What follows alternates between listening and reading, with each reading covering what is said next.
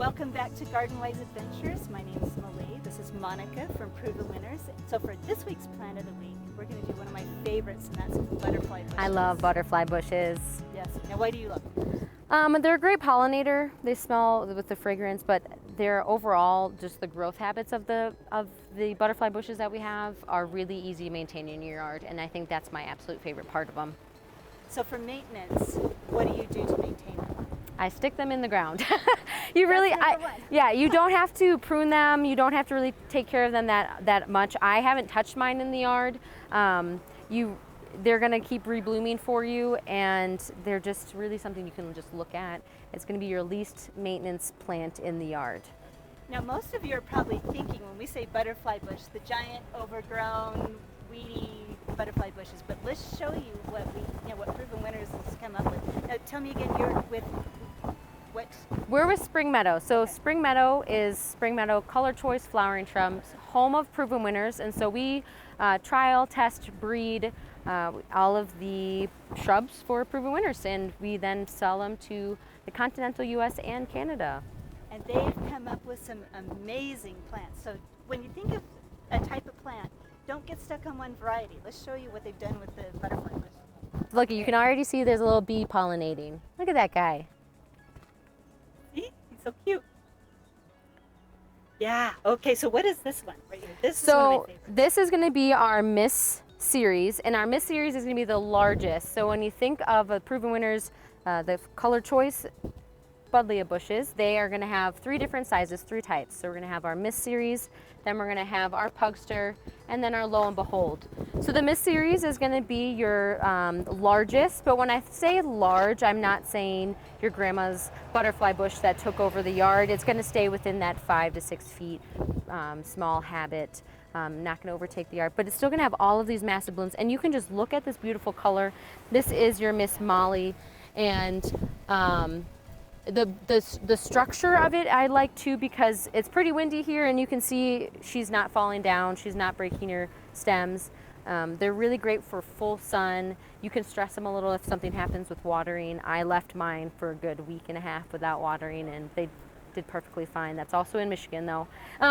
They can go quite long here. They're very drought tolerant. Good. That's one thing that I love about them. That's kind of one of the things when we trial things, the shrubs, especially with heat, we're starting to see we want to try to stress the tolerance, and these guys have been outperforming that, of course.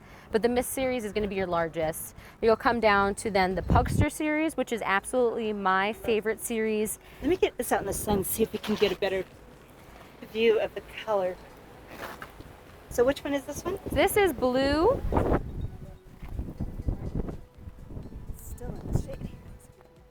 So the Pugster blue, and the Pugster series in general is a happy medium, I like to call it. It's going to stay within under your 3 feet growth, which is great. It's going to have a nice ball habit. It's going to be easy to maintain. It's not going to get too crazy. But the blooms on the Pugster are really what makes it unique. You can see on the Pugster Amethyst, which is my absolute favorite. I mean, this is my hand, and you can see, look at that little bee next to it, on how big these, and this, I would say the bloom sizes double each year, and they will get to the point where I can't even stick my hand around the blooms. I mean, it will be massive, but it will stay small, so which is really nice. So small meaning about under the 3 feet range. And then because we keep seeing the yards get smaller and smaller, we introduced the Lo and Behold series, and this is our dwarf series, but look at all the blooms. This is one I love using. We want to make sure when they are dwarf that they still have the same amount of bloom production as something that is obviously larger, like the Miss Series. And so this is the blue chip, and it's probably one of our tops because of all, you can see the little bee right there looking, getting all happy. So happy. But just looking over the entire plant all the way down to the bottom, there's so many blooms on there. When you think about pollinators, these are great.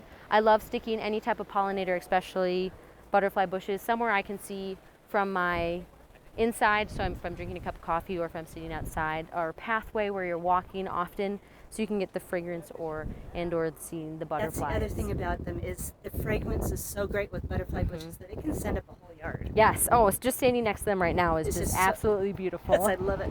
Now, For the taller butterfly bushes, I always cut mine to the ground every spring. What do you do with like the Pugster and the Lo and Behold? You can trim them. I wouldn't trim it back as far. Really, at the end of the day, it's going to kind of depend on your area. The nice thing with Proven Winners is we have a pruning demystified with the shrubs that we can kind of help email, which I can give to you, so you can give it to people Perfect. who link Okay, it. I'll link that below. So you know what to prune and when to prune it. For my season, I'm just going to try to trim them back a little bit, not too hard. With shrubs, though, you want to prune. When you do prune, it will give them better growth. So with the bigger guys, I normally go through, pick out anything that's dead of the series, and kind of trim up around the sides and cut them back. I'd say, the top. I never want to go all the way down to the bottom, because you never know what Mother Nature is going to give you for the winter wise. Yeah, this year I had butterfly bushes at my house, and this year I always prune them to the ground every spring, and we had a really, really late freeze, and I thought I killed it.